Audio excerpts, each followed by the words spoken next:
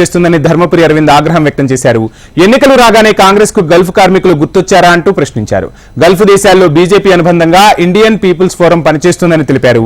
Covid సమయంలో ప్రత్యేక విమానాలు పెట్టి స్వదేశాలకు కార్మికులను తీసుకొచ్చామన్నారు ధర్మపురి అరవింద్.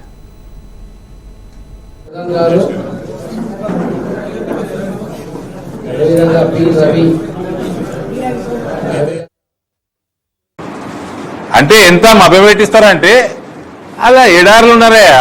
భార్య పిల్లలు తల్లిదండ్రులు వదిలేసి పొట్టకూటు కోసం ఎడారులు ఉన్నారయ్యా. వాళ్ళతోటి కూడా మీ పనికిమాల దిక్కుమాల రాజకీయాల. ఏం జీవన్ రెడ్డి గారు 45 సంవత్సరాల నుంచి రాజకీయాలలో ఉన్నారు. ఎన్నడూ గల్ఫ్ వాళ్ళు యాదకి రాలే మీకు? గల్ఫ్ బోర్డు పెడతా అని ఇప్పుడు వస్తున్నారు. ఇండియన్ పీపుల్ ఫోరంలా జితేంద్ర గారు చెప్పినట్టు 24 మంది డాక్టర్లు 24 గంటలు ఏం ప్రాబ్లం వచ్చినా సేవ చేయడానికి సిద్ధంగా ఉంటారు. ఏ క్యాంపులో ఏం ప్రాబ్లం వచ్చినా సేవ చేయడానికి సిద్ధంగా ఉంటారు. ఇండియన్ పీపుల్ ఫోరం అంటే మన అనుబంధ సంస్థ, బీజేపీ అనుబంధ సంస్థ. 11 మంది లాయర్లు ఫ్రీగా ఎటువంటి లీగల్ ఇష్యూస్ వచ్చినా ఐపీఎఫ్ దృష్టికి వస్తే టేకప్ చేయడానికి సిద్ధంగా ఉంటారు.